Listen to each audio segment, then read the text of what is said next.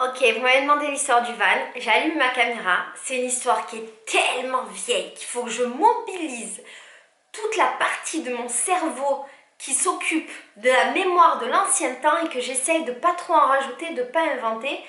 Parce que souvent le cerveau fait ça. Je sais pas si tu savais, on a une partie de notre cerveau qui s'occupe de tout ce qui est biographique et qui parfois invente des trucs. Donc, on va faire attention. J'ai fait une vidéo il y a pas longtemps dans laquelle je te disais je te parlerai de comment j'ai fini dans un van de prostituée en plein Paris le soir du Nouvel An. Et je vous avais demandé, dites-moi dans les commentaires si cette histoire vous intéresse.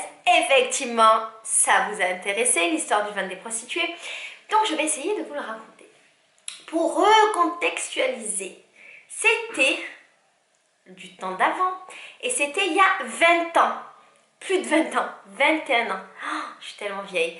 Je vais avoir 36 ans dans quelques jours et j'avais à cette époque-là 15 ans. 15 ans et je finis dans un bar, dans un bar de prostituées. Bref, j'avais 15 ans, j'habitais à Pau. J'avais un petit copain à l'époque qui était pété du cul. Bon, je le savais un peu qu'il était pété du cul, mais je l'aimais bien, c'était mon mec, on s'en fout. Donc j'avais un mec à l'époque qui était pété du cul. Euh, mes meilleurs amis, une partie de mes meilleurs amis habitaient à Paris. Et en fait, pour le Nouvel An, j'avais réussi à convaincre ma mère de monter à Paris pour fêter le Nouvel An. Je suis donc montée à Paris et pour continuer la recontextualisation en détail, à cette époque, on avait des téléphones pétés du cul, un peu à touche, parce que n'oublie pas que je suis de l'ancienne génération, des téléphones pétés du cul à touche, et WhatsApp bien évidemment n'existait pas, Facebook n'existait pas, les réseaux sociaux n'existaient pas. Et voilà, pour contacter des gens, il fallait les appeler, c'est important dans l'histoire. Il fallait les contacter avec un téléphone. Bref. Je monte donc à Paris. Et en fait, le délire, c'est que mes copines avaient déjà prévu une soirée, je sais plus comment ça s'est organisé, mais ça s'est mal organisé. Mes copines avaient des billets pour une soirée qui était chère, payante, blablabla. Et moi, je devais rejoindre mon mec à un endroit précis de Paris. Et après, on devait aller dans une boîte, on devait aller dans une soirée. On se prépare tout, on se fait méga bonne, nanana. Je me fais méga bonne comme on se fait bonne à 15 ans, c'est-à-dire ultra maquillée, avec une veste, avec des poils et de la fourrure là, une jupe courte rouge, genre c'est vrai. Je croyais que c'était la classe, j'avais 15 ans, ne me juge pas.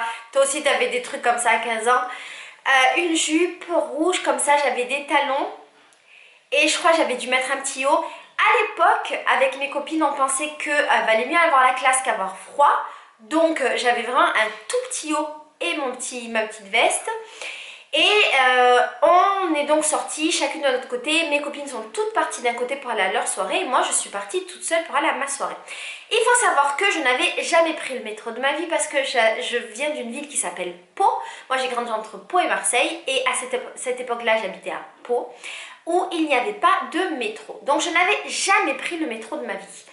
Mon mec, je parlais avec lui avant, il était censé monter et on s'était rendez-vous à un certain moment. On s'était donné rendez-vous à un certain endroit de Paris. C'était vers l'Opéra, je crois, là où il y a les grandes marches. On s'était donné rendez-vous vers là. Et il faut savoir que c'était une des premières fois de ma vie que j'allais à Paris. Donc une des premières fois de ma vie que j'allais à Paris, la première fois que je prenais le métro et je devais rejoindre mon mec dans un endroit précis à la sortie du métro. Autant te dire que ça partait mal, cette histoire. Je prends donc le métro pour 11h30 et je devais 11h30 et je devais arriver pas longtemps après pour avant minuit dans le point de rendez-vous pour rencontrer mon mec. Première chose qui se passe, je prends mon métro, j'arrive à prendre le bon métro, je suis toute seule à 15 ans dans mon métro parisien pour aller à Opéra et le métro tombe en panne. Le métro tombe donc en panne et je passe mon nouvel an dans le métro avec des inconnus en train de chanter Happy New Year, nana mon cul, sans téléphone, sans rien, complètement perdu en me disant c'est la merde, je sais pas comment je vais faire. Bref, je passe mon nouvel an et je me dis surtout c'est la merde, je peux pas joindre mon mec qui est censé m'attendre et il n'y avait pas de réseau, il n'y avait rien. Mais après minuit, le métro repart. Le métro repart, sauf qu'il retombe en panne et qu'est-ce qui se passe? On nous demande de descendre. Sauf que c'était pas mon arrêt et que je ne suis pas parisienne. Je descends donc à cet arrêt-là et quand je descends, Je suis dans la rue, je me souviens, j'étais dans la rue et j'étais complètement paumée, je ne sais pas où j'étais. Je crois de mémoire que j'étais pas hyper loin de mon arrêt, j'étais peut-être à 2 stations de métro. Et quand tu connais Paris, tu sais que 2 stations de métro, en fait c'est pas énorme, mais quand tu connais pas, eh ben c'est beaucoup, tu sais pas où tu es. Et puis c'était la première fois que je prenais le métro. Donc je me suis retrouvée perdue là. Et quand je suis descendue, j'étais donc dans la rue avec mon téléphone. J'essayais de joindre mon mec, je n'y arrivais pas. J'essayais. Et qu'est-ce qui se passe quand t'essayes, t'as plus de batterie. Et est-ce qu'à cette époque ça existait les chargeurs externes? Bien sûr que non. On était dans les années 2000 là, au tout début de 2000, ça n'existait pas. Donc j'étais avec mon téléphone qui avait de moins en moins de batterie et ça commençait à devenir un petit peu chaud pour mon cul. J'étais dans la rue toute seule et là je rencontre un groupe de jeunes qui avaient l'air un peu plus âgés que moi, qui déjà de fait avaient plus de 18 ans. C'était des grands et moi j'étais une petite, je les rencontre avec des mecs sympas, et je voyais bien que mon mec me répondait plus au téléphone, que je savais pas où j'étais, que c'était la merde et que fallait bien que je fasse un truc de mon temps. J'étais hyper naïve et pleine d'espoir et je croyais beaucoup en l'être humain à cet âge-là. Et donc ces jeunes parlent avec moi, c'était des mecs et des filles, et ils me disent qu'ils vont aller dans une boîte de nuit pas trop loin et que si je veux, je peux aller avec eux. J'avais 15 ans, mais j'y croyais. Moi j'y crois. Je vais avec eux, et en fait on marche, on discute, je raconte ma life, mon mec, nanana. Et en fait, une fois qu'on arrive vers la boîte, on se rend compte que j'ai quel âge? 15 ans. Je rentre pas en boîte en plus. Regarde ma gueule à 36 ans. Quel âge je faisais quand j'avais 15 ans? On aurait dit que j'avais 7 ans et demi. Donc forcément ça pouvait pas marcher. Du coup, qu'est-ce que font ces jeunes très gentils? Ils me laissent. Ils rentrent donc dans la boîte et m'abandonnent devant la boîte. Ce qui veut dire que j'étais déjà perdue. Et là j'étais encore plus perdue que perdue. Je marche dans la rue, je me dis que autant, quitte à être perdue, autant marcher pour essayer de trouver un jour ou l'autre mon chemin. Et j'essayais toujours de joindre mon mec. Ce qui se passe, c'est que au bout d'un moment, j'avais plus de batterie, forcément. Donc en fait, j'arrête des gens dans la rue et je leur demande si je peux mettre ma puce dans leur téléphone. Et ouais, parce que de l'ancien temps, on était obligé de faire comme ça. Parce que tout le monde avait des téléphones différents, avec des chargeurs différents. Et que c'était la merde, il n'y avait pas de chargeur extrême. Chargeur externe, donc quand tu avais besoin de batterie, tu mettais ta puce dans le téléphone de quelqu'un d'autre. Je tombe sur un mec très gentil qui accepte que je mette ma puce dans son téléphone. Il met la puce et qu'est-ce qu'il fait? Il tape son code PIN une fois, deux fois, trois fois et bam! Il bloque ma puce. Donc j'étais donc à 15 ans habillée comme une pute, dans la rue, perdue, avec un téléphone sans batterie et une puce bloquée. Je sais pas si t'imagines. Ah oui! Et comme la technologie avait fait son effet, bien entendu, je n'avais les numéros de personne. Je viens de me rappeler, avant ça, j'ai réussi à joindre mon mec et j'ai découvert, j'enlève mes chaussettes parce que j'ai chaud, j'ai découvert qu'en fait ce petit fils de chien, parce que c'était bien un petit fils de chien, était toujours à Pau et que j'ai découvert que c'était un petit vendeur de drogue, voilà, et qu'il était en train de vendre son shit en boîte. Je l'ai découvert comment? En appelant une copine qui était dans la boîte et qui l'a vue et qui m'a raconté cette histoire. Donc, mon cœur était brisé à tout jamais. Je sais pas si t'imagines. Je suis montée à Paris, je me suis échappée de la vigilance de ma mère pour passer le nouvel an avec lui. Et ce fils de chien est en train de vendre sa petite drogue de merde en boîte de nuit et moi je suis toute seule à Paris. Donc, il se passe ça. Je bloque mon code PIN, je suis dans la rue, nanana, et je marchais dans la rue, j'avais aucun espoir dans ma vie de trouver une solution. J'étais vraiment en mode désespérée, il peut rien se passer pour moi, c'est chaud. En gros, qu'est-ce qui s'est passé? J'ai marché, et en fait, ma technique à ce moment-là, c'était de me dire, ah oui non, pardon, je commençais un petit peu à me faire emmerder parce que il commence à se faire tard, à mon avis, vu qu'à minuit j'étais dans le métro, peut-être qu'il devait être 1h, 2h du mat, les gens commençaient à être bourrés, les mecs commençaient à être chiants, tu connais Paris, toi-même tu sais, et j'étais quand même habillée comme un tapin avec ma gueule de 15 ans, donc je commençais un peu à me faire emmerder. Du coup, qu'est-ce que j'ai fait?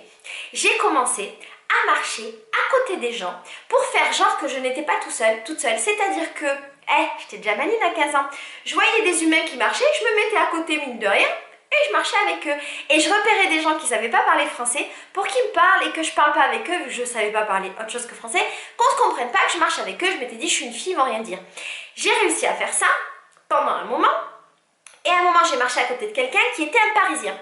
Et ce mec me donne l'idée d'aller dans une cabine téléphonique et me donne une carte téléphonique. Parce que de mon temps, les jeunes, on avait des cartes téléphoniques et des cabines téléphoniques. Et donc, si tu avais un numéro de téléphone, tu pouvais téléphoner à la personne.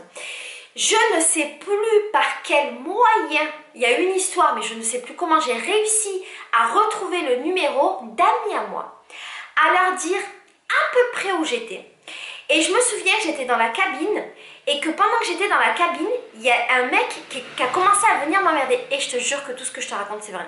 Je rajoute même pas. Et je te jure, je fais des efforts pour pas en rajouter et pour ne pas activer mon cerveau de la mythomanie. Mais je te promets que c'est vrai. Un mec, il commence à m'emmerder, nanana, il commence à me faire peur, à parler avec moi. Moi, je m'enferme dans ma cabine, nanana. À un moment donné, il part, donc moi j'ai dit à mes potes à peu près où j'étais, j'ai dit, je connaissais pas, hein, j'ai dit à peu près ce qu'il y avait autour de moi, je crois que je devais être à Châtelet, ou je sais pas.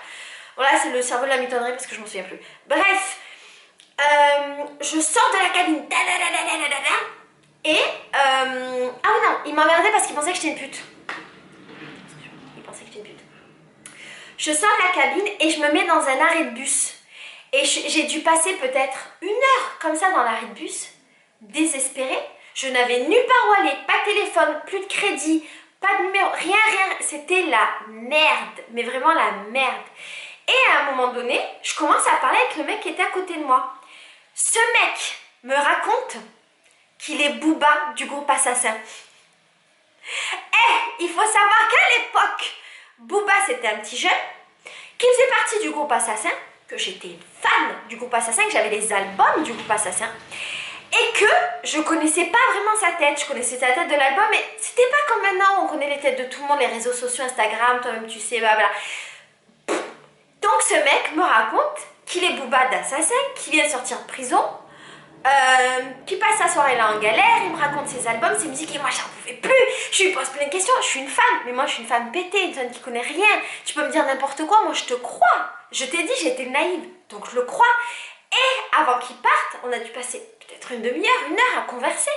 Je le fais me promettre de me faire une dédicace sur Skyrock le dimanche qui vient.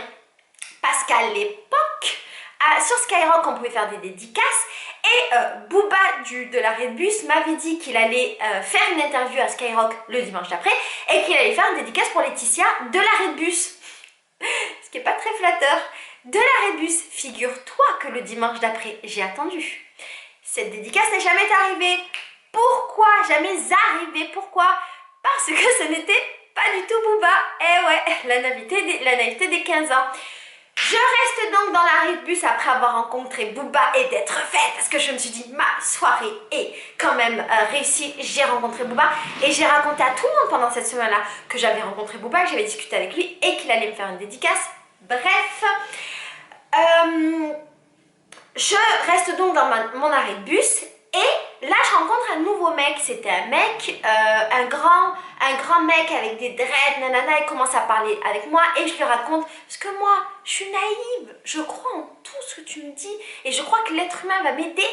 Mais lui c'était un gentil. Je lui raconte que je suis en galère, que j'ai pas de téléphone, que j'ai pas de numéro, que nanana, que nanana. Ah oui, j'avais encore le numéro de mes potes, mais ils avaient eux-mêmes, je pense, ils avaient plus de batterie. C'était ça le délire. Ils devaient plus avoir de batterie parce leur téléphone était éteint. Bref, ce mec parle avec moi, il me rassure, il me dit tu sais quoi, vas-y viens, là j'ai un van si tu veux, au lieu de rester, parce que je lui raconte, que je me suis fait emmerder, parce que je sais pas trop raconter, mais je me suis fait emmerder, des mecs qui me parlaient, qui me sifflaient, nanana, vraiment la pute de 15 ans dans la rue habillée en tapin, on croit que c'est un tapin, on me prenait pour un tapin. Et donc il me dit si tu veux, j'ai mon van à côté, tu peux venir attendre là, et comme ça t'es en sécurité. Et moi je te crois, tu me dis ça. Du coup qu'est-ce que je fais? Je vais dans son van parce que dans ma tête, entre être dans un arrêt de bus avec des humains ou suivre un inconnu dans un van, mais moi je suis un inconnu dans un van, bien entendu. J'ai donc suivi ce mec dans son van et il y avait plein de meufs habillées à peu près comme moi. Et là au bout d'un moment j'étais toute seule, donc la petite dans un van avec ses femmes habillées comme des prostituées. Je commence avec elle et c'est là que je me rends compte, tu connais la fin de cette histoire, que j'étais dans un van de prostituées.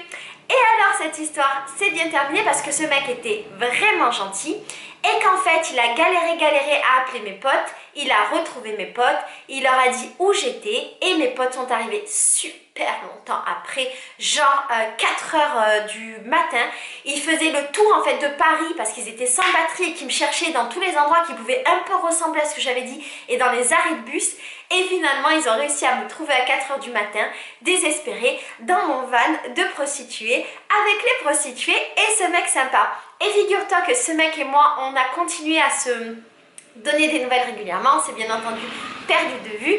Et en vérité, le mec qui aurait pu être le mec qui faisait le plus peur, qui inspirait le moins la confiance, m'a finalement sauvée. C'est comme ça, donc à 15 ans, je me suis retrouvée dans ce bar de prostituées, dans ce van de prostituées. Et le fils de chien, je l'ai bien entendu, dégagé de ma vie. Voilà l'histoire que vous vouliez entendre. Bisous.